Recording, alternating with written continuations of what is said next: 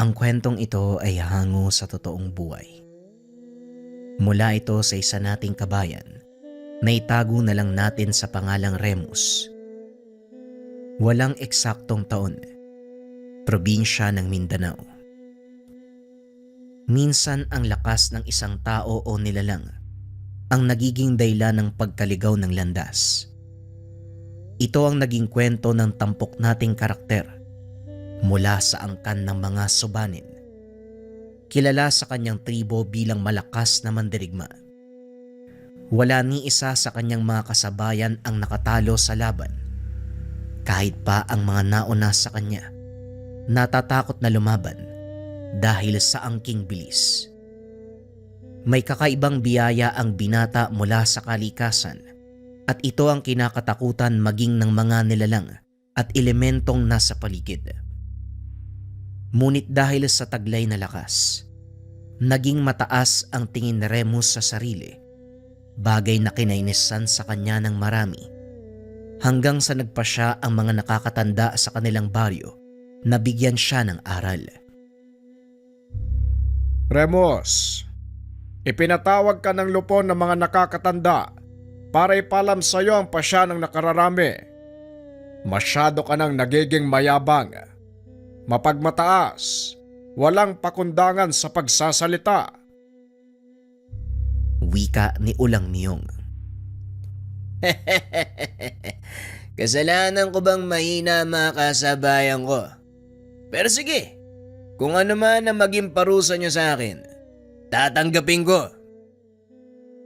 Tugon ni Remus.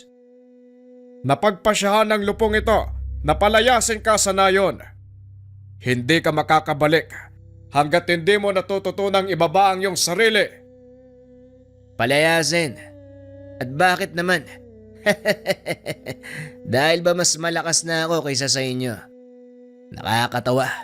Bakit hindi nyo na lang aminin na ayaw nyong malamangan? Biglang tumayo ang isa sa mga kasapi ng lupon, si Tandang Fabio, ang lolo ni Remus. Talagang sumusobra na ang ugali mo, Remus. Hindi ka pinalaki ng iyong ama para sumagot ng ganyan sa lupon ng mga nakakatanda.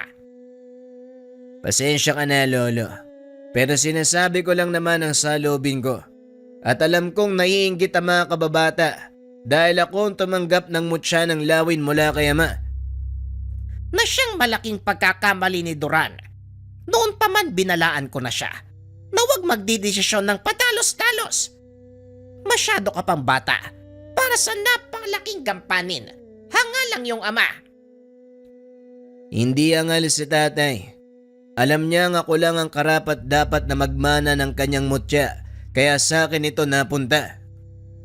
Malaki ang panghihinayang ko sa iyo, Remus. Inakala kong lalaki ka kagaya ng iyong ama. Marangal at mapagkumbabang mandirigma. Pasensya na rin ho kayo. Pero hindi ako kagaya ng tatay ko. Napagpasya na ang hatol. Pagsikat ng araw, ihahatid ka sa labas ng nayon. Sa oras na makalabas ka, wag na wag kang lilingon. Ituring mong wala na ang nayon. Huwag kang babalik hanggat wala ka napapatunayan. Kung yan ang gusto nyo, ngayong gabi mismo, aalis ako. Tugon ng binata. Akmang lalabas na sana ito ng bulwagan, ngunit hinarang siya ng mga bantay. Pasensya na pero hindi ka makakalis hanggat hindi sumisikat ang araw. Alam mo ang kaugalian. Mananatili kang nakakulong hanggang kinabukasan. Wika ni Tandang Fabio. Dinala ng mga bantay si Remus sa kubo at doon ikinulong. Hindi man ipinakita ng binata, ngunit masama ang loob nito sa naging pasya ng mga nakakatanda. Alam ni Remus na mali ang naging asal, pakikitungo sa mga katribo. Naging mapagmatas ito. Pinagmamalaki ang kakayahan. Gayunpaman, wala na itong magagawa dahil hindi na mababago ang pasya ng lupon. Habang nasa loob ng kubo, nagmumuni-muni, biglang pumasok si Tandang Fabio. Ano po ang ginagawa niyo dito? Hindi ba nagpasya na kayo? Tama ka. Bilang kasapi ng lupon, nakapagpasya na ako. Ngunit bilang lolo mo, alam mong hindi ko rin gusto ang nangyayari. Saan ba ako nagkulang, Remus? Hindi ikaw ang nagkulang, Lolo. Kung hindi ako, wala na ako magagawa eh. Hinarap ko na ang bunga ng aking mga pagkakamali. Simula nang mamatay ang iyong ama, ako na ang nag-alaga sa'yo. Kilala kita, Remus. Mabuti kang bata. Malayo sa nakikita ko ngayon. Kaya malaking katanungan sa akin kung ano nangyayari. Hindi ko rin alam, Lolo. Siguro tama lang ang naging pasya ng mga nakakatanda. Kailangan kong lumayo sa kinaugalian kong lugar para tuklasin ang mas malawak na saklaw ng mundo. Matalino kang bata, Remus. At alam kong malalampasan mo ang lahat ng ito. Kahit gaano pa kahirap ang pagdaanan mo, huwag na huwag kang susuko. Patunayan mo na isa kang subanin. Matapos ang pag-uusap, lumabas sa kubo ang matanda. Tumatak sa isipan ni Remus ang lahat ng mga sinabi ni Tatang Fabio. Hindi na nagawang makatulog ng binata hanggang sa sumapit ang pagsikat ng araw. Paglabas nito sa kubo, nakaabang na ang mga mandirigma ng tribo. Handa na siyang samahan palabas ng nayon. Ngayong araw ipapatupad ang hatol sa iyo, Remus. Ngunit huwag mo sanang isipin na ginagawa namin ito para lalo kang mapariwara. Naway gamitin mo ang panahon upang pagdilayan ang lahat ng ginawa at gagawin mo. Wika ni Tandang Miyong. Hindi na sumagot si Remus. Marahan itong naglakad habang nakatingin sa mapanghusgang mata ng mga katribo. Sa likod ng binata, nakaumang ang sibat ng kapwa mandirigma. Hindi para itaboy siya palayo, kundi para ipadama ang kanilang pamamaalam. Gaya ng nakaugalian, hindi na lumingon ang binata. Tuloy sa pagtakbo papasok sa kagubatan hanggang sa marating nito ang hangganan. Huminto ang binata, pinagmasdan ang malawak na patag. Sa hindi kalayuan, natanaw nito ang maliit na nayon. Hindi pamilyar kay Remus ang lugar, ngunit kailangan nito ng matutuluyan, kaya nagbakasakaling makahanap sa lugar na iyon. Pagpasok pa lang ng binata sa mismong nayon, napansin na nito ang mga kalalakihang nakaupo sa gilid. Pinaghahatian nila ang nahuling baboy ramo. Sa isip ni Remus, mga ngaso ang mga ito. Nagpatuloy sa paglalakad ang binata hanggang sa makaamoy ng nilulutong pagkain. Nakaramdam ng gutom ang binata, kaya sinundan nito ang pinanggagalingan ng amoy. Nang makarating si Remus sa bandang likod ng mga kabayan, nakita nito ang litsyong usa, nakasalang sa baga. Nagpalingon-lingon ang binata upang tignan kung may tao sa paligid. Nang masiguradong mag-isa lang siya sa lugar, walang pagdadalawang isip na sinunggaban ang pagkain.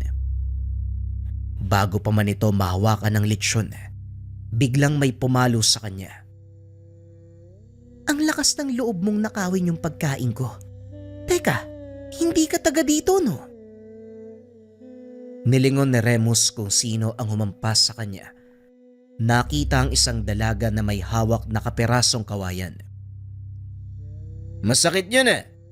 Hindi mo naman kailangan mamalo. Malay ko bang sa'yo yung pagkain na to? At oo, hindi ako taga rito.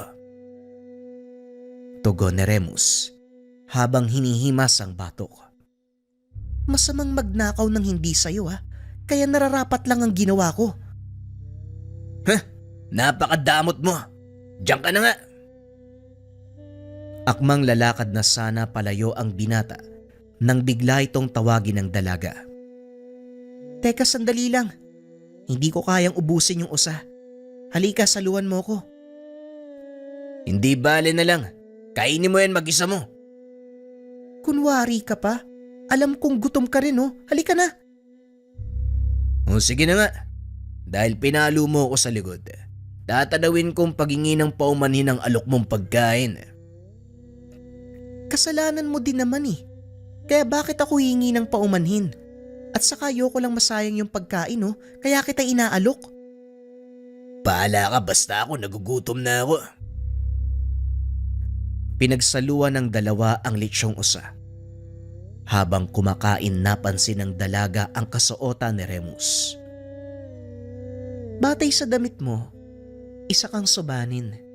Hindi ba lumalakad kayong magkakasama? Anong ginagawa mo dito mag-isa? Subanin ako noon. Pero simula kaninang umaga hindi na. Wika ni Remus. Kaso nga lang sadyang makulit ang dalaga. Ha? Anong ibig mong sabihin? Mahabang kwento at ayokong pag-usapan. Kaya pwede ba kumain ka na lang? Ang gaspang ng ugali mo ah. Kaya ka siguro iniwan ng... Hindi na naituloy ng dalaga ang sasabihin dahil biglang binunot ni Remus ang patalim sa kanyang bewang. Itinutok sa leeg nito. Sige, ituloy mo. Sisiguraduhin ko sa'yo na yan na ang huling katagang sasambitin ng matabil mong bibig. Kaso nga lang, walang takot na naramdaman mula sa dalaga. Sa halip ay tumawa pa ito. Masyado ka namang mainit. Oo na, hindi na ako magsasalita. Ibaba mo nga yung laruan mo. Mamaya makasugat ka pa eh. Muling itinago ng binata ang patalim at tumayo. Maraming salamat sa pagkain. Mauna na ako. Kailangan ko pang humanap ng matutulugan. Matutulugan? Bakit hindi ka na lang sumilong sa ginawa kong kubol? Bukas ka na magpatuloy, medyo madilim na ang langit oh. Siguradong babagsak ang ulan at isa pa palubog na ang araw. Sige ka, maraming nagkalat na nilalang sa gubat. Gusto kang gawing hapunan. Tss, ako pa ang tinakot mo. Kung sa bagay, hindi mo ako kilala. Muling naupo ang binata sa tabi ng dalaga. Natawa ito at lalong inasar si Remus. Kung hindi ka takot, bakit hindi ka tumuloy? Ano kasi, ayoko sa ulan. Malamig sa balat. Oo nga, ayoko mabasa. Ikwento mo sa pagong. Wana nga pala. Wana? Anong ibig sabihin nun? Mangmang. Wana ang pangalan ko. Ikaw anong pangalan mo? Wana ang pangalan mo. Remus naman sa akin. Ikinagagala kitang makilala, Remus. O siya, magpahinga na tayo. Maagang natutulog yung mga tao dito. Baka pagkamalan tayong magnanakaw eh. Naiga ang binata malapit sa ginawang siga. Pinagmamasdan nito ang mga bituin. Bumalik kay Remus ang masayang araw, nakasama ang mga katribo. Hindi nito namalaya na tumulo na ang luha sa mata. Huy, bakit ka umiiyak? Anak ng kabayong gala. Bakit ka ba nang gugulat? Hindi ako umiiyak. Naluluwa lang ako dahil sa mga bituin. At saka anong ginagawa mo dito? Doon ka nga sa loob ng kubo. Kababae mong tao eh. Alam mo Remus, hindi bagay sa'yo magsungit ha. Malayo sa itsura mo yung pinapakita mong ugali. Matulog ka na. Umalis din ako sa amin. Meron akong gustong patunayan eh. Kahit babae ako, kaya kong mamuhay nang hindi umaasa sa mga kalalakihan. Ang sabi ko Hindi na ituloy ng binata ang sasabihin. Nakita nitong nakapikit ang dalaga habang nakaiga sa kanyang tabi. Tumulo ang luha nito. Alam ni Remus, mabigat ang pinagdadaanan ni Wana. Ako naman, umalis na yon bilang parusa. Parusa? Anong ginawa mo? Naging mapagmataas ako eh. Masyadong mababa ang naging tingin sa mga katribo. At minsan nakakapagbitaw ng hindi magandang mga salita. Lalo na kapag nagkakamali sila. Hindi na nakakapagtaka. Napakasungit mo kasi. Ako naman ayoko mamuhay sa kaugalian ng aming tribo. Umaasa ang lahat sa mga lalaki na kung tutusin, may kakayahan naman kami mga babae. Mamuhay kahit walang tulong yung mga kalalakihan. Mapagmataas ka din pala kagaya ko eh. Siguro nga pinag-adya ng may lika na magsama tayo. Huwag ka masyadong magpakampante ha. Bukas maghihiwalay na tayo. Ngayong gabi lang dahil kailangan mo ng masisilungan. Ewan ko lang ha. Pero maiba ako. Saan mo balak pumunta? Kahit saan. Kanluran, silangan, kung saan ako dali ng mga paa ko. Baliw ka nga. Paano kaya kung... Muling naputol ang sasabihin ng binata. Nakita nito. Tulog na ang dalaga. Tinanggal ni Remus ang balabal upang ipangtakip sa katawan ni Juana matapos ay lumipat ito ng higaan. Kinabukasan nagising ang dalawa sa ingay ng mga kalalakian. Dali-daling tumayo si Remus. Ngunit naramdaman nito ang malamig na dulo ng sibat sa kanyang likuran. Huwag ka nang magtangkang lumaban. Anong ginagawa niyo sa lugar na to? Malaking pagkakamali ang pagtutok mo ng sibat sa likod ko, Ginoo. Sagutin mo ang tanong ko. Kung ayaw mong tumarak ang sibat na to sa katawan mo. Ulitin ko ha.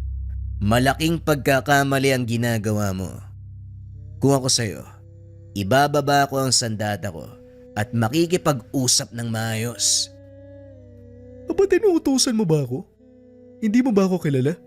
Ako ang punong mandirigma ng nayong ito. Ay nako, kaya ayoko nakikipag-usap eh. Biglang nawala ang binata sa paningin ng mga naroon. Nang muli itong magpakita, nasa likod na siya ng lalaking may hawak ng sibat. Nakatutok ang patalim sa leeg habang nakangiti. Paano ko napunta dyan? Hindi mo na kailangan malaman. Ngayon sabihin mo sa mga kasama mo, pakawala ng kasama ko. Sumunod ang mga kalalakian. Matapos ay tinulak ni Remus ang lalaki. Napadaan lang kami sa nayong ito. Nagpahinga sandali. Wala kaming masamang intensyon o anuman. Kung ganun, bakit hindi mo kagad sinabi? Para namang makikinig ka kung sasabihin ko sa'yo. Kung totoo ang sinasabi niyo, maaari ka bang humarap sa aming pinuno? Yun lang pala eh. Juana, tara. Sumama ang dalawa papunta sa tahanan ng pinuno ng nayon. Pagdating, nakita ni Remus ang matipunong lalaki. Pamilyar sa kanya ang taong iyon. Sa nakikita ko, ikaw binata ay mula sa angkan ng mga subanin. At ikaw naman dalaga, mula sa tribo ng Tagbanwa. Anong ginagawa niyong magkasama? Tama ka. Mula nga ako sa angkan ng mga subanin. Kung di ako nagkakamali, ikaw si Pinunong Sampinit. Paano mo kong nakilala? Ako ang panganay na anak ni Sulak, apo ni Fabio, ikalimang pinuno ng mga subanin. Minsan tayo nagkasama sa isang gubat para mangaso. Natatandaan kita. Pero paslit ka pa lang ng mga panong iyon. Kumusta ang iyong ama? Wala na si ama. Muling naibalik ang pamumuno sa aking lolo Fabio nang mamatay siya. Kung ikaw ang panganay na anak, bakit hindi ikaw ang humalili kay Sulak? Hindi ako karapat-dapat. Marami pa akong dapat patunayan. Ngayon, kung inyong mamarapatin, Punong Sampinit, kailangan na naming magpatuloy sa paglalakbay. Bakit hindi muna kayo manatili para mananghalian? Magpapahanda ako ng maraming pagkain bilang pagsalubong sa aking mga panauhin. Paumanin, Punong Sampinit, ngunit maling tao ang pag-aalayan nyo ng piging. Salamat na lang ho. Mauna na kami ng aking kasama. Kung yan ang gusto mo, adong, bigyan sila ng isang buhay na baboy ramo. Hindi na ho, Punong Sampinit. Kaya ko mangaso. Isa pa, Mabigat na pasanin ng buhay na baboy ramo. Oo nga naman. O siya, humayo na kayo mga kawal. Ihatid sila sa hangganan ng ating nayon. Ibang klase ka talaga, no? Nagawa mong tanggihan yung alok ng isang pinuno. Pareho lang kaming mula sa mataas na angkan. Kaya may karapatan akong tumanggi. Bilisan mo ang paglalakad. Teka, maalala ko. Paano mo nagawang mapunta sa likod ng mandirigma kanina? Yan ka na naman sa mga tanong mo eh. Mamaya ako na sasagutin ng mga yan. Kailangan muna nating makalayo sa lugar na to. Nagpatuloy sa paglalakad ang dalawa hanggang sa makarating sa gubat. Medyo tirik na ang araw kaya naisipan ng mga ito na magpahinga. Umakyat ng puno si Remus. Samantalang si Juana naman nanatili sa panan. Nakaupo ang dalaga. Pinagmasdan ang mga nagliliparang insekto. Maya-maya ay biglang tumahimik ang kapaligiran. Tumalon mula sa sanga si Remus. Lumapag ito sa harapan ni Juana. Hawak ang kanyang patalim. Anong nangyari, Remus? Huwag kang maingay. May paparating. Maya-maya nakita ng dalawa ang figura ng malaking nilalang. Palabas ito mula sa masukal na bahagi ng gubat. Nanlaki ang mga mata ni Juana dahil tila malaking unggoy ang mabilis sa sumusugod papunta sa kanilang kinakatayuan. Huwag kang aalis sa likod ko. Amumonggo ang isang to. At siguradong malalasog ang katawan mo kung sakaling mahuli ka niya. Anong ginagawa niyan dito? Ang tanong, anong ginagawa natin dito? Teritoryo niya ang lugar na ito. Normal na protekta ng kanyang nasasakupan. Anong gagawin natin? Ako nang bahala. Basta wag kang gagawa ng kahit anong ikakagalit ng nilalang na yan. Marahang naglakad si Remus palayo kay Juana. Sinadya nitong lituhin ng nilalang para hindi mapansin ng dalaga. Ngunit sa kasamaang palad, dumampot ito ng kaperasong patpat, bagay na ikinagalit ng amumonggo. Sinabi ko, huwag kang gagawa ng ikakagalit ng nilalang eh. Bakit ba? Ano bang ginawa ko? Tumakbo ka na! Mabilis na kumilos ang dalawa habang hinahabol ng amumonggo. Sa kasamaang palad, napunta sila sa gilid ng matarik na bangin. Wala nang pagpipilian ng binata kung hindi labanan ang galit na amumonggo. Ayoko sanang gawin to, pero wala na akong maisip na ibang paraan. Dali-daling sinalubong ni Remus ang amumonggo, gamit lamang ang kanyang kamao. Pinagsusuntok ang nilalang hanggang sa tuluyang bumagsak. Kinuha ng dalawa ang pagkakataon upang tumakbo. Bakit hindi mo nalang tinapos yung nilalang na yun? Hindi likas na marahas sa mga mumonggo. Pinangangalagaan lang nila ang teritoryo kung saan sila nakatira. At bawat sanga, damo at bulaklak, halaman sa lugar na ito ay pinangangalagaan nila. Ito ang dahilan kung bakit nagalit siya nang damputin ko ang sanga kanina. Hindi na nagsalita si Juana dahil napagtanto nito. Totoo ang sinasabi ni Remus. Halos habulin ng dalawa ang kanilang hininga. Laking pasasalamat ng mga ito nang makalabas sila sa kagubatan. Nagpatuloy sa paglalakad ang dalawa hanggang sa makarating sila sa isang nayon. Pinili ng mga itong pumasok upang pansamantalang makapagpahinga. Ngunit laking gulat ni Remus dahil may bungo ng taong nakasabit sa paligid. Mukhang maling nayon ang napasukan natin, Juana. Oo nga, parang baryo ng mga aswang ang lugar na to ah. Halika na Remus, lumabas na tayo. Babalik na sana ang dalawa sa pinanggalingan nang bigla silang harangin ng mga tao. Kakaiba ang kulay ng balat ng mga ito. Nanlilisik ang mga mata. Ang iba ay naglalaway pa. Pilit hinahawakan ng mga ito si Juana. Tinatapik naman ni Remus ang kamay ng mga ito. Mukhang tama ang sinabi mo, Juana. Baryo nga ng mga aswang na napasok natin. Huwag kang lalayo. Manatili ka sa likuran ko. Inilabas ng binata ang patalim. Nilabanan ang napakaraming aswang. Dito na namalas ni Juana ang malaagilang kilos ni Remus. Kakaiba din ang linaw ng paningin nito. Medyo palubog na ang araw ng mga oras na yun. Ngunit walang kahirap-hirap na nakikipagsabayan si Remus sa mga kalabang aswang. Patuloy itong nakikipaglaban hanggang sa makalabas sila sa nayon. Tinamaan ng lintik. Mukhang minamalas tayo May balat kaya sa... Huwag mo nang ituloy yung sasabihin mo. Sasampalin kita. Ay naku, ano bang kapalaran to? Akala ko makakapagpahinga na. Oo nga kahit saan tayo magpunta may nakaabang na panganib. Ang mabuti pa, manatili na lang tayo sa isang lugar. Mas mabuti pa nga pero wag dito. Hindi kalayuan yung baryo ng mga aswang Siguradong maglalagalag ang mga yun para maghanap ng pagkain. Ayoko maging hapunan, Remus Huwag kang mag-alala, akong bahala sa'yo. Halika, subukan nating magpunta sa gawing kanluran.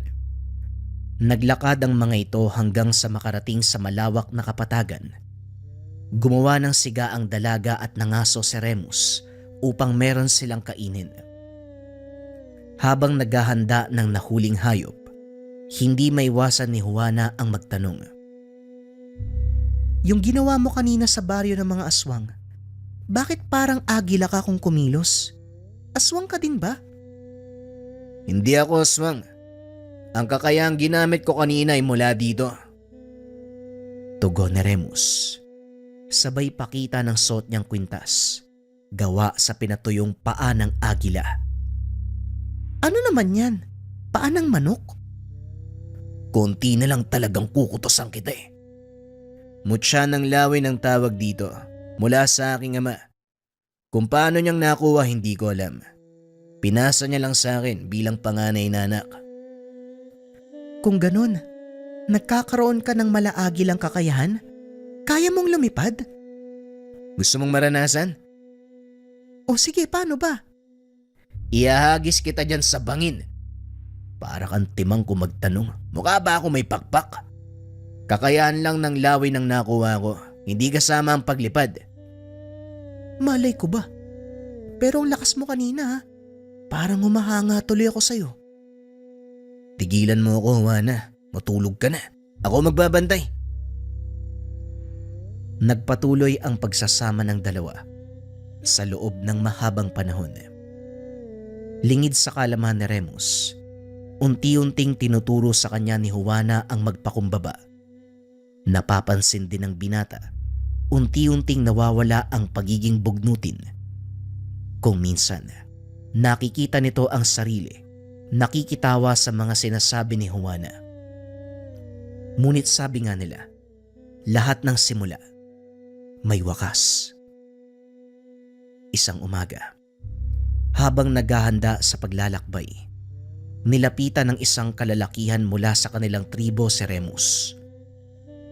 Naisip parating ni Punong Fabio, maaari ka nang bumalik sa nayon. Nagbibiro ka ba, Ligbos? Si Lolo magpapasya na pabalikin ako. Yun ang utos sa mga nakakatanda. Sumusunod lang kami. Kilala ko si Lolo. Hindi niya ako ipapatawag ng walang dahilan. Kaya magsalita ka, Ligbos. Ano ang totoong nangyayari sa nayon? Ikinalulungkot kong ibalita, Remus. Pero wala nang Lolo Fabio mo. Kailangan may humalili sa kanya bilang pinuno. Kung hindi, mabubuwag ang ating tribo. Natahimik ang binata. Pinagmasdan si Juana. Nakaramdam ito ng awa. Sandali lang. Pwede niyo ba kaming iwanan? Masusunod, Remus. Kagad umalis ang mga mandirigma. Kinausap naman ni Remus ang dalaga. Paano ba yan? Pinapabalik na ako sa aming nayon. Kung gusto mong sumama, pwede naman. Hindi na lang siguro. Hindi ako parte ng tribo nyo. Babalik na lang ako sa amin. Buo na ba ang pagpapasya mo? Oo naman, wala na ako makakasama eh. Sumama ka na lang sa akin, Juana. Alam ko ang katotohanan tungkol sa nayong pinagmulan mo. Wala ka nang babalikan. Nagulat si Juana sa mga sinabi ng binata. Hindi nito akalain. Alam ni Remus ang katotohanan sa likod ng kanyang paglisan. Paano mo nalaman? Hindi na mahalaga, Juana. Ayokong ungkatin ang masasakit mong alaala. Sumama ka sa akin. Mamuhay ng mapayapa sa aming nayon. Sumama ang dalaga kay Remus. Ipinakilala niya ito sa lahat. Nakita din ng mga katribo ang malaking pagbabago sa ugali at pananalita ng binata. Tinanghal na pinuno si Remus. Kalaunan ay kinasal kay Juana. Nagkaroon ng sariling pamilya. Malaki ang naitulong ng dalaga sa pagbabago ng ugali ni Remus. Aminado naman ng binata na yon ang unang pagkakataon na may nakilala siyang halos kapareho ng ugali. Tuluyang nagbago ang pananaw ng binata sa buhay. Naging mas mapagkalinga ito sa kanyang nasasakupan. Mapagkumbabang pinuno na handang makinig sa payo ng mga nakakatanda. Kinilala si Remus bilang patas at mabuting pinuno.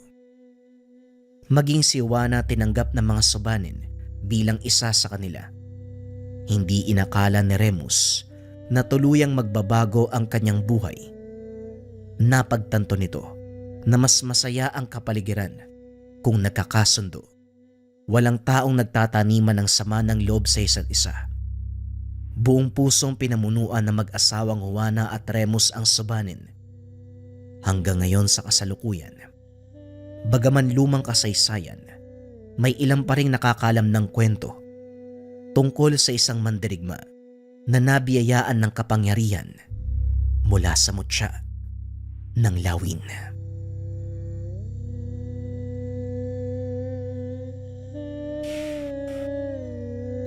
Ang kwentong ito ay hango sa totoong buhay.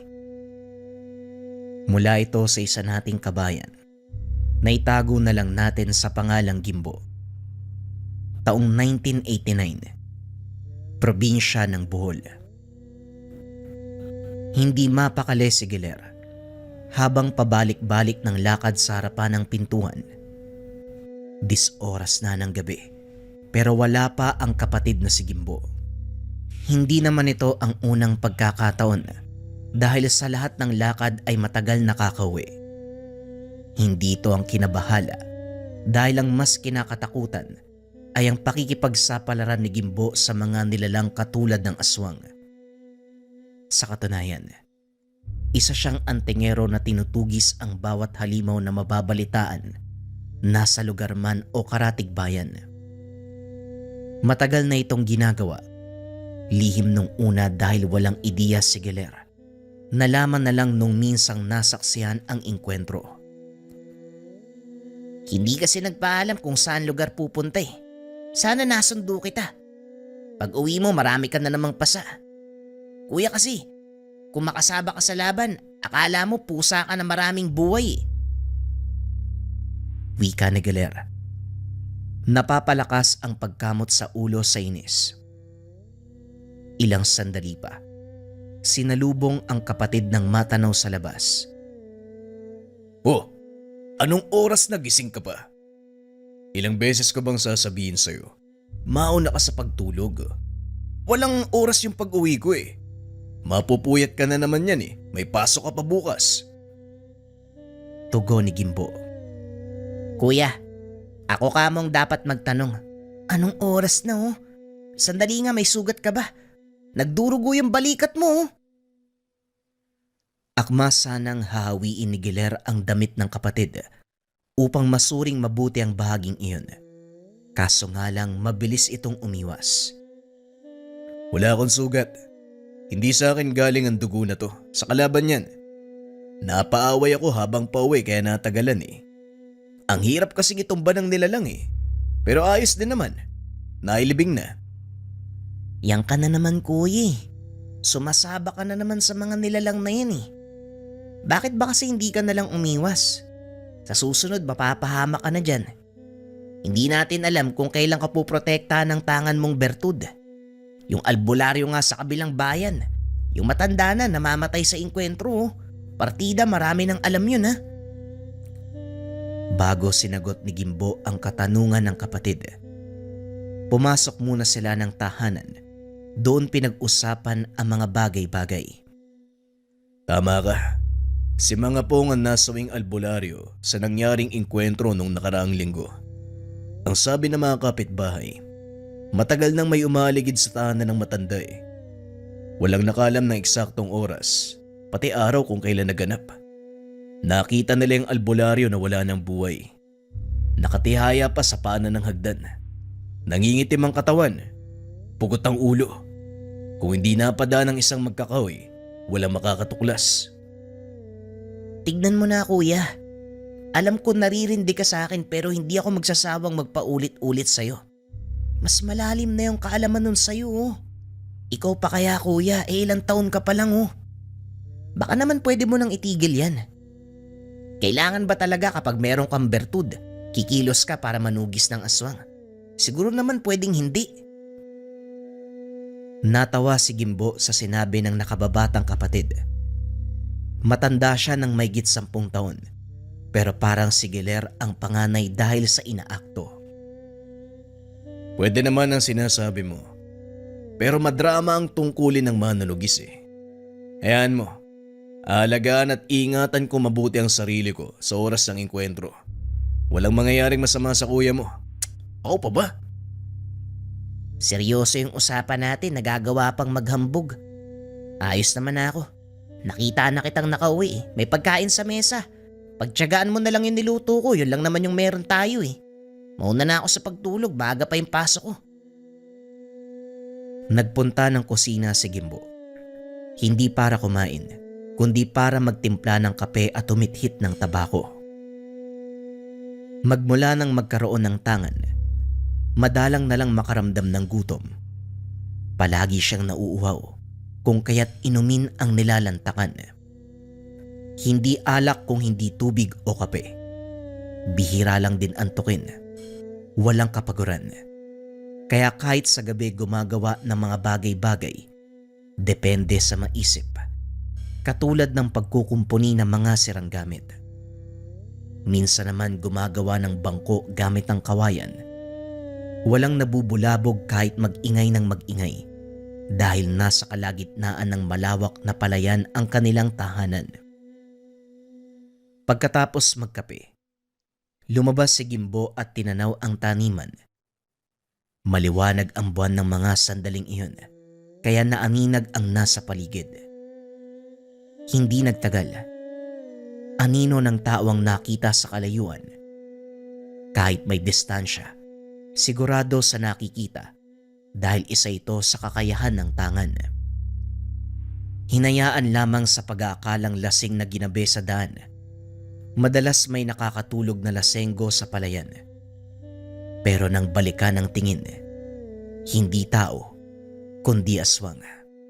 Walang pagdadalawang isip na kumaripas ng takbo. Hindi hinayaang makatakas ang nilalang. Hinabol ito hanggang sa maabutan. Bumungad ang takot ng nilalang nang maramdaman ang presensya ni Gimbo. Naaamoy ko pa ang dugo ng tao sa'yo. Yung dugo ng biniktima mo. Saang lugar ka ng biktima? Wika ni Gimbo. Inihanda na ang panabas. Hindi sumagot ang nilalang. Salip nag-intay ng pagkakataong tumakas. Panay ang pag-atras nito habang nasa manunugis ang tingin. Binabantayan ang bawat galaw upang madaling makaiwas kung sakali. Kaso nga lang nabasa ni Gimbo ang ganitong kilos. Isang kurap lang. Lumatay sa katawan ng aswang ang talim ng panabas. Nag-iwan ng mahabang sugat mula sa muka hanggang sa tiyan. Kamuntikan pang mahati ang katawan nito. Ang pangit ng laban ngayon. Hindi man lang ako pinagpawisan. Kaya ayoko nakikipagto sa ordinaryong aswang katulad ng isang to eh. Nakakawalang gana. Kinabukasan, maagang nagtungo sa pamilihan si Gimbo upang makabili ng kakailanganin sa bahay. Habang abala sa pagtitingin sa mga paninda, napansin niya ang pamilyar na presensya. Hindi pa ito nakikita pero nakilala na. Pagkatapos magbayad, dumiretso sa pag-uwi. Ilang sandali pa ay natigilan. Hinarang siya ni Arnold, isang lalaki na may lahing aswang na palaging naghahamon ng away. Parang nagmamadali ka yatang umuwi ah. Halika dito. Magsubukan muna tayo. Papawis ba? Sa ibang araw na lang. Marami pa akong gagawin sa bahay ngayon eh. Pero bakit ba nagyayaya ka tuwing tarikang araw? Ayaw mo ba sa gabi? Pabor pa yun para sa'yo. Bakit naman kailangan sa gabi kung pwede namang gawin sa umaga?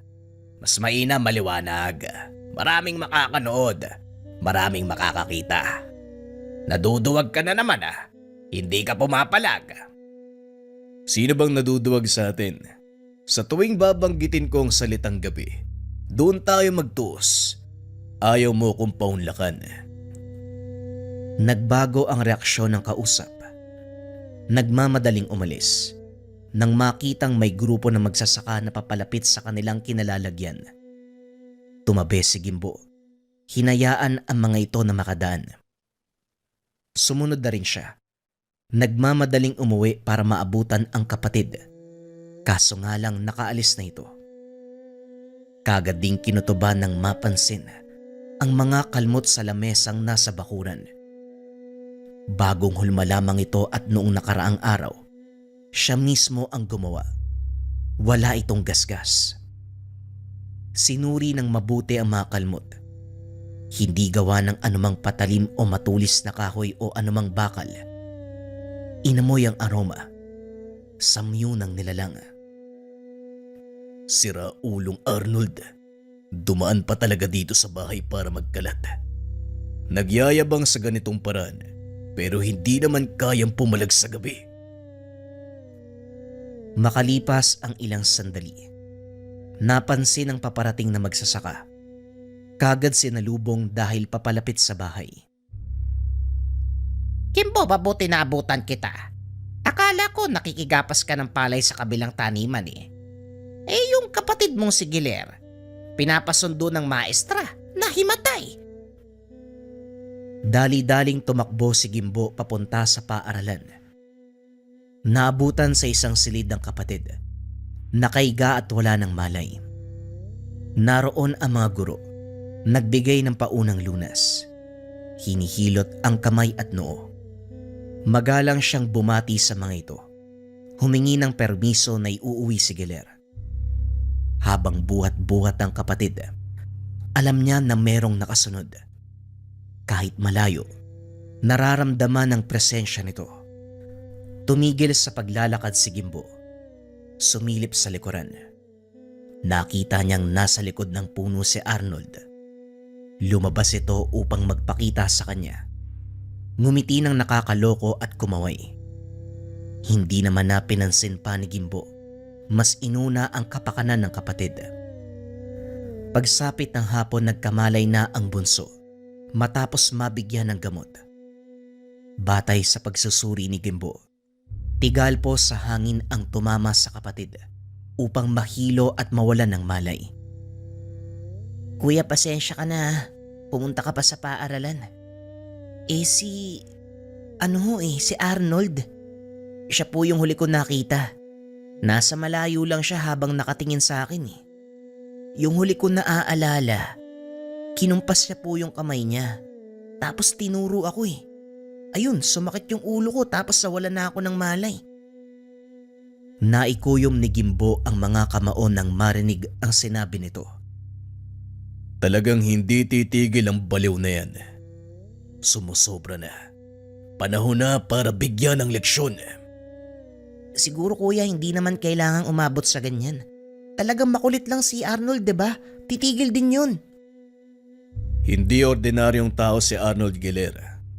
Gumagawa siya ng paraan upang mangbiktima ng iba at ako ang pinupunterya niya.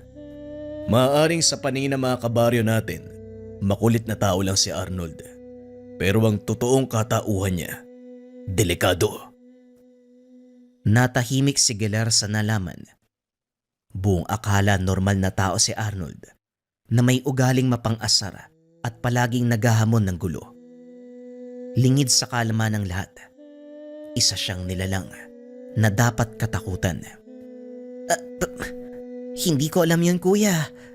Pasensya ka na, ha? Palagi ko pa namang kinakausap yun. Huwag ka mag-alala.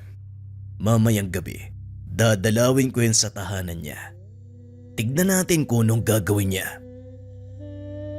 Gusto sanang pigilan ni Giler ang kapatid kaso ayaw magpaawat. Lumakad na ito gaya ng sinabi. Pinuntahan ang tahanan ni Arnold, kaso nga lang walang nakita. Nagpatuloy sa paglalakbay si Gimbo. Sa bandang unahan, 2 estudyante ang nakita. May dalang sulo habang naglalakad. Alam na ni Gimbo ang mangyayari sa mga ganitong pagkakataon. Siguradong may tatambang sa kanila. Hindi nga ito nagkamali dahil pagdating sa unahan, gano'n na lamang ang pagsigaw ng 2 kababaihan. Isang nilalang ang nagpakita. Kaso nga lang ang ipinagtataka ni Gimbo, ang samyu na taglay ng aswang, hindi kagaya kay Arnold. Ibang nilalang ang makakarap sa ngayon. Tinakpan niya ang muka gamit ang dalang panyo at saka inagaw ang atensyon ng nilalang. Buong puwersang tinadyakan ng katawan nito. Tumalsik ang nilalang sa puno pero kaagad ding bumangon. Kayong dalawa, sige na, umalis na kayo. Hoy Ulupong, huwag mo nang subukang sundan dahil hindi ka makakalagpas sa lugar na ito. Isa lang ang mangyayari ngayong gabi. Isa ang mamamatay sa atin. Hinugot ni Gimbo ang panabas mula sa nakasugbit na kaluban. Naghanda sa pag-atake ng nilalang. Hindi nagtagal nagsimula ang sagupaan sa pagitan ng dalawa. Panay ang pagsugod ng aswang. Mga ataking hindi pinag-iisipan. Halatang hindi pa sanay makipaglaban. Sinalubong ito ng patalim ni Gimbo. Buong puwersang binaon ang dalang patalim sa lalamunan. Inikot pa ito ng ilang beses upang lumala ang tama. Ay nako, paulit-ulit na lang. Bakit ba puro mahinang aswang ang nagpapakita? Hindi rin nag-iisip ano? Alam nang meron akong hawak na itak, talagang sasalubungin pa. Ay, mangmang. Matapos ng kaganapan ay sinunog ang bangkay ng aswang. Pagbalik sa daanan, nahinto dahil nasulyapan ang tahanan ni Arnold. Walang senyales na may tao, kaya dumiretso na lamang sa pag-uwi. Sa loob-loob ni Gimbo, umiiwas ito sa kanya. Kung nagtatago si Arnold sa gabi, kabaliktaran naman ang nangyayari sa araw. Siya pa ang may ganang pumunta sa tahanan ni Gimbo upang magamon. Una nitong kinulit si Giler. Umalis ka na nga dito. Alam ko na yung totoo mong pagkatao, sinabi ni Kuya Gimbo sa akin. Hindi mo na ako madadaan sa salita mo. Kilala na kita. Wika ni Giler habang nakasilip sa nakasiwang na pintuan. Nasaan yung kapatid mo? Ilabas mo yung pinagmamayabang mong kuya. Balita ko hinahanap pa ako noong gabi O nandito na ako ngayon. Bakit hindi siya magpakita? Giniba ni Arnold ang mga kagamitan sa bakuran. Winasak ang mga lamesa at upuan. Gayon din ang bahagi ng dingding. Natigil lang nang marinig ang sigaw ni Gimbo. Nakigapas lang ako sa kabilang taniman. Nanggugulo ka na rito. O nandito na ako. Anong kailangan mo? Inilapag ang kargang sako ng palay at saka hinugot ang panabas. Kagad namang umatras si Arnold pero ipinagpatuloy ang pangaasar. Hindi mo ako madadaan sa paninindak mo. O sige, simulan natin ang laban. Tirik na tirik ang araw. O ano? Wala kang gagawin ano? Yan ang gusto ko. Manigas ka sa Ines. Wika ni Arnold. Patuloy sa pagtawa habang dahan-dahang binabaybay ang daan palis ng lugar. Nasundan na lamang ng masamang tingin ni Gimbo. Kuya, bakit hindi mo ba kayang labanan yan? May problema po ba sa ganitong oras? Hindi ako pwede magpakampante, Gilera. Ang bisa ng gamit ko, aktibo sa gabi. Sa umaga alam niyang mahina ang aking tangan. Pero hindi rin siya sigurado, kaya hindi naglalakas loob na lumusob yan si Arnold. Talagang nang bibwisit lang yung isang yan. Tinatansya niya ang bawat galaw. Tinatansya ang lakas ko. Isang pagkakamali lang, mapapatay ako ng taong yan. Mapangasar, tuso kung titignan. Pero matalino ang pamamaraan ni Arnold. Nang mga sumunod na araw, nagtaka si Gimbo dahil hindi nagpaparamdam si Arnold. Ang sabi ng nakakita, umalis ito sakay ng isang bus patungo kung saan. Walang nakaalam ng pupuntahan. Nakahinga ang antingero dahil sa wakas walang manggugulo. Naibuhos din ang buong oras at atensyon sa paggagapas ng palay. Sumasama siya sa mga magsasaka tuwing umaga at sa gabi. Nakikiramdam sa paligid. Rumeresponde sa mga taga-sityo. Nang mabalitaan ang kaganapan sa kabilang baryo, dali-daling pinunta ni Gimbo. Nalaman ang mga alagang kalabaw ng kakilala. Dinali ng nilalang. Sa bilang na 10, isa na lamang ang natira. Ang usap-usapan, isang estranghero ang umaaligid bago nangyari ang pambibiktima. Humingi ng abiso si Gimbo na matignan ang katawan ng mga hayop. Sa pagsusuri, naamoy niya ang samyo ng aswang. Hindi na gaanong malakas ang kapit. Swerteng naabutan bago mawala.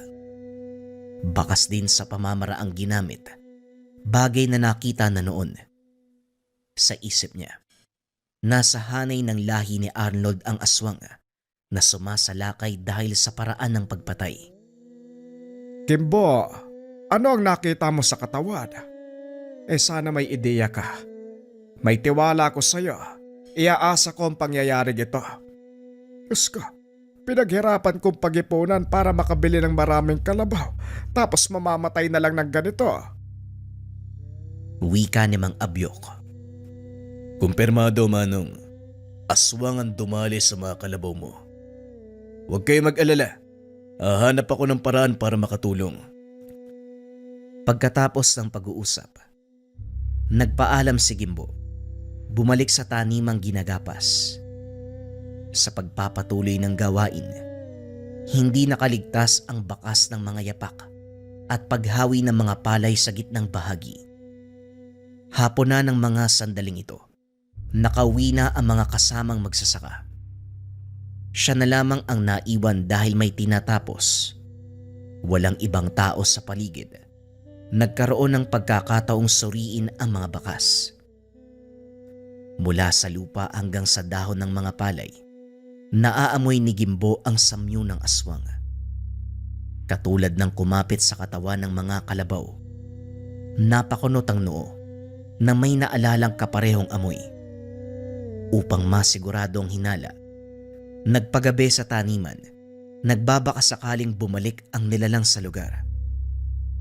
Sa kubo nakaabang habang nagmamasid sa paligid. Humigpit ang kapit sa dalang panabas. Ilang sandali ang lumipas.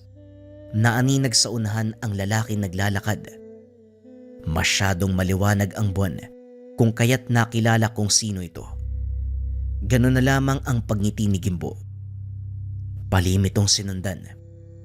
Nakarating sa pinakadulo ng taniman kung saan nakapastol ang mga kalabaw.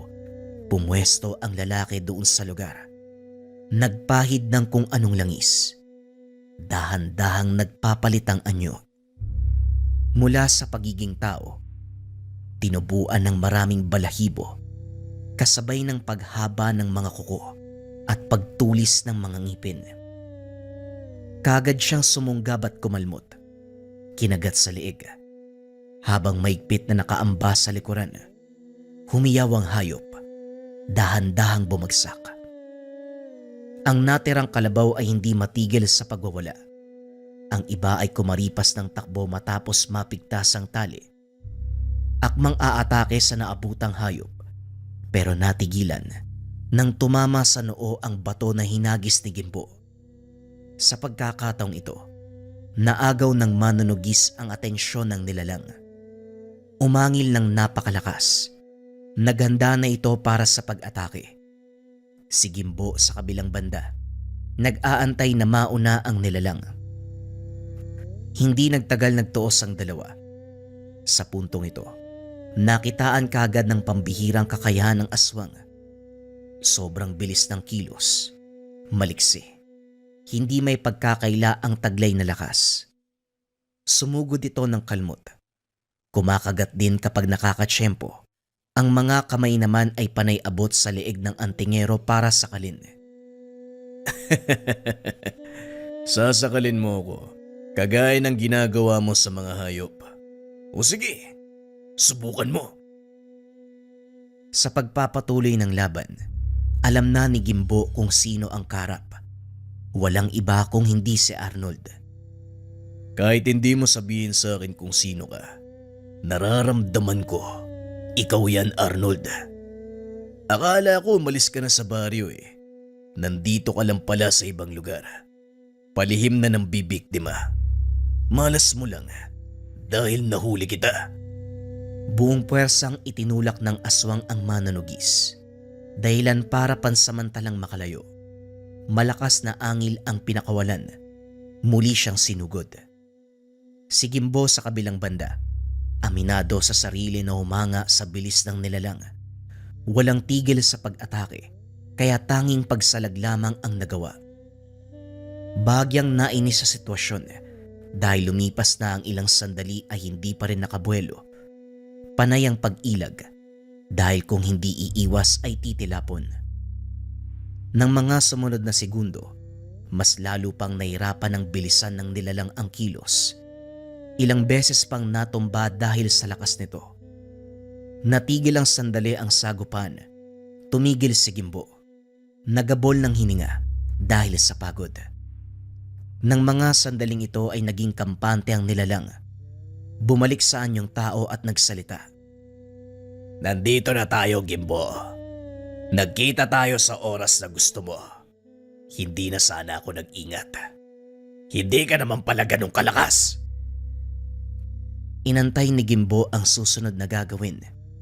Nang makitang kampante si Arnold, buong puwersang hinila ang itak. Hinataw sa binti ng nilalang. Umangil lang napakalakas si Arnold. Ininda ang napinsalang bahagi ng katawan. Kagaya ng inaasahan, Arnold. Masyado kang mabunganga. Kaya yan din ang naging kahinaan mo. Hindi sumagot si Arnold. Panay lamang ito sa pagdaing. Sinubukan pang tumakas. Dahan-dahang gumapang. Sa sobrang bagal ng pag-usad, nakuha pang humithit ng tabako ni Gimbo. Nang mapansing bagyang nakalayo, sinundan at hinila ang buhok. Pinayagan kitang gumapang, pero hindi ko sinabi na pwede kang lumayo. Wika ni Gimbo. Hinampas niya ang ulo ni Arnold sa lupa at muling binalian upang hindi na makagalaw. Naupo sa malaking bato si Gimbo. Pinapanood ang paghihirap ni Arnold. Maawa ka, Gimbo. Hindi na ako manggugulo. Hindi na ako mambibiktima sa atin. Aalis na ako. Lilipat ako sa ibang lugar pakiusap. At sinong baliw na tao na papayagan kang mabuhay? Gayong alam ko na mambibiktima ka sa ibang lugar. Parang naging kasabot mo pa ako sa mga pambibiktima mo. Hindi pwede. Pasensya ka na, kaibigan. Pero kailangan mo nang mamatay.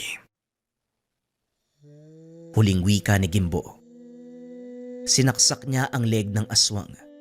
Ilang beses na pinaikot ang talim upang mas lumala ang pinsala.